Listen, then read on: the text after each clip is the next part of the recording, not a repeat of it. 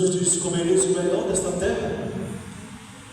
E não é comum muitas vezes a gente ouvir nas nossas pregações, como lá fora ou em outros lugares a gente ouve pregações falando muito bem de prosperidade, que Deus vai te dar isso, Deus vai te dar aquilo, mas é verdade.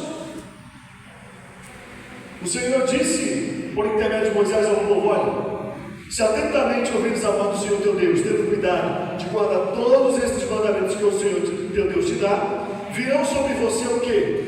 Todas estas bênçãos. Jesus não disse que você vai correr atrás das bênçãos, você vai se matar para receber uma bênção de Deus. Não, Ele disse que se você obedecer a Ele, a sua palavra, os seus mandamentos, vão vir até você todas as bênçãos de Deus que estão guardadas, prometidas para a sua vida. Amém? Então Jesus não tinha nada contra a riqueza daquele jovem. Algumas pessoas podem pregar e dizer assim: que você tem que ser pobre, você tem que abandonar tudo que você tem, traga a sua casa, ofereça aqui no altar, traga a chave do seu carro, traga a sua empresa, traga os seus objetos pessoais, depois de tudo aqui nós vamos fazer um sacrifício a Deus. Jesus disse: olha, eu não quero sacrifício, eu quero o quê? Misericórdia. Qual é o nosso sacrifício hoje? É o nosso culto, que a Bíblia diz? Culto racional, adoração sincera, fiel e digna ao Senhor. Mas Jesus estava falando, sabe do quê? E quando cita perigo das riquezas, ele estava dizendo das condições em que o jovem se encontrava. Como é que estava o seu coração? Ele achava que a riqueza era tudo para a sua vida, e que ele não precisava de outro método ou de alguma outra circunstância para herdar a salvação, porque só porque ele achava que guardava os mandamentos, entre aspas, ele já achava que poderia receber a salvação. Sabe, não basta só guardar o sábado, do pôr do sol ao outro pôr do sol, não basta só não mentir, não adulterar, ou dizer que ama o seu próximo, entre aspas, enquanto na verdade existem alguns pontos em que a gente é falho e que a gente não consegue se libertar disso. Eu não sei qual é o problema de cada irmão nas suas dificuldades no dia a dia, o que você enfrenta como dificuldade para servir a Cristo com mais fidelidade, com mais sinceridade. Eu tenho os meus problemas, você tem os seus. O problema daquele jovem era o apego, era a avareza. O seu coração era um coração avarento. Ele achava que as riquezas tinham uma grande importância substancial diante da sua própria salvação espiritual.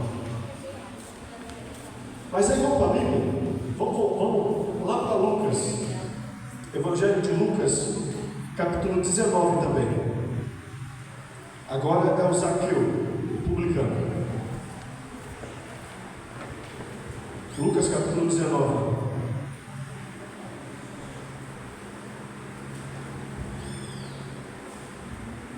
Nós já vamos encerrar.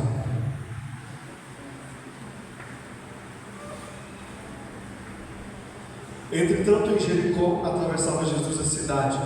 Eis que um homem chamado Zaqueu, o maioral dos publicanos, rico, procurava ver quem era Jesus, mas não podia, porque era pequeno em estatura.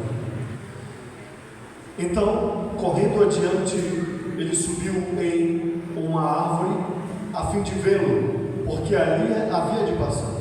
E quando Jesus passou, chegou adiante dele e olhou para cima, viu que ele estava em uma árvore e disse: Zaqueu, desce depressa, pois me convém ficar hoje em sua casa. Ele desceu às pressas e recebeu Jesus com alegria. Todos os que viram isto começaram a reclamar entre si, dizendo que ele se hospedava com um homem pecador. Entretanto, Zaqueu se levantou e disse ao Senhor: resolvo hoje dar aos pobres a metade dos bens, e se alguma coisa tenho roubado algumas pessoas, vou restituir 4 vezes mais. Então Jesus lhe disse: certamente hoje houve salvação em sua casa. Amém? diferença. De um lado, nós vemos um jovem rico que encontrou Jesus, mas quando foi confrontado com a verdade, decidiu ficar com sua vida própria e abandonou Jesus. Pesou no seu coração, na sua consciência, aquilo que ele mais amava, e não era Deus, claramente, eram mais riquezas. Embora aquele jovem talvez tivesse herdado da sua família essas riquezas, ou conquistado com muito suor e trabalho, dignamente, mas ainda assim o seu coração precisava de uma libertação. E agora do outro lado nós vemos uma outra pessoa, pecador como muita gente considerava. Por que as pessoas não passavam, por exemplo, lá em Jericó? Zaqueu chefiava o grupo de publicanos em Jericó. E as pessoas chamavam eles de pecador porque eles diziam que eles roubavam as pessoas. Ou seja, eles cobravam juros absurdamente e tiravam até mesmo a mais daqueles que tinham um pouquinho para pagar os seus impostos, e eles sugavam. É como se fosse hoje alguns bancos e o Estado, né? Com a população. A União, que arrecada muito dinheiro das pessoas com muitos impostos. O Brasil hoje é o país dos impostos, são mais de 105 tipos de impostos que o brasileiro paga. Então naquela época não era diferente. E aí, só que Zaqueu também encontrou Jesus. E aí nós vemos o diferencial. Quando a história não narra isso, mas segundo alguns historiadores, estudiosos bíblicos, dizem que Jesus também confrontou Zaqueu com a verdade que ele precisava ouvir. E aquilo pesou no seu coração. E diferente do jovem rico, sabe o que ele fez? Zaqueu se arrependeu. Ele também era rico, ele também era próspero, tinha uma boa vida. Só que ele olhou para tudo aquilo e disse: do que adianta isso para mim, se eu não tenho paz, não sou feliz? A Bíblia diz: do que adianta um homem ganhar o mundo inteiro e perder a sua salvação? Eu lembro bem desse texto porque um cantor famoso, que agora é evangélico, de uma banda chamada Paralamas do Sucesso, acho que é isso, saxofonista Marcos Nascimento. Alguém já ouviu falar desse cantor? Marcos Nascimento, do grupo Paralamas do Sucesso. Hoje ele é evangélico, acho que é da Igreja Assembleia de Deus, canta muito, um homem muito abençoado, hoje próspero também. E o texto que eu ouvi quando ele fez o seu depoimento foi esse texto. Eu guardei esse texto na memória, quando ele falou da sua vida pessoal e disse que ele tinha tudo, e uma vida regada a bebidas, mulheres, né? Riquezas, muita fama. Eu acho que quem na época ainda não era cristão, que acompanhou, conheceu, chegou a conhecer esse grupo, né? As músicas do Paralamas do Sucesso, foi uma banda assim que na época explodiu, fez muito. Por isso que o nome, né? Paralamas do Sucesso, porque fez sucesso mesmo na música secular. E aí, o Mato citou esse texto. Ele tinha essa mesma dúvida que Zaqueu, tinha todos os bens, e um dia esse texto caiu como chave para ele em um avião indo para um show. Do que adianta um homem ganhar o mundo inteiro e perder a sua salvação? Do que adianta ter todos os bens e a riqueza se o coração dele não está em Jesus, mas está na riqueza, nos bens materiais? Sabe, irmãos, como eu já falei, não há nenhum mal em você ser um homem e mulher abençoado por Deus. Ao contrário, Deus quer que você seja. Deus quer que você seja próspero. Deus quer que você tenha o melhor dessa terra. E como o melhor dessa terra, sim, mas com o seu coração, acima de tudo, nele esteja Jesus Cristo. Amém? É isso que Jesus quer. Que a avareza não tome conta do meu e do seu coração. E às vezes existem aquele que não tem muita coisa, mas ainda assim é avarento. Existe dentro do seu coração uma soberba, um orgulho, uma altivez, mesmo não tendo muita coisa.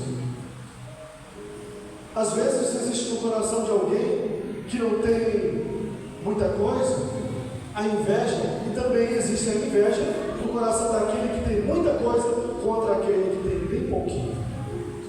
Porque às vezes ele não consegue ter aquilo que o outro tem pequeno, que está dentro do seu coração. E nós vemos um diferencial. Duas pessoas se encontraram com Jesus.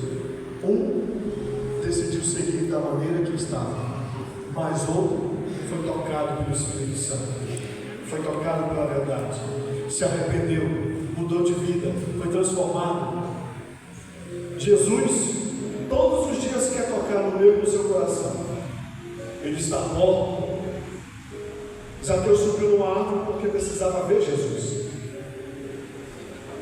Eu não sei, talvez, qual é o nosso obstáculo hoje, que de alguma forma nos impede de ver Jesus cotidianamente.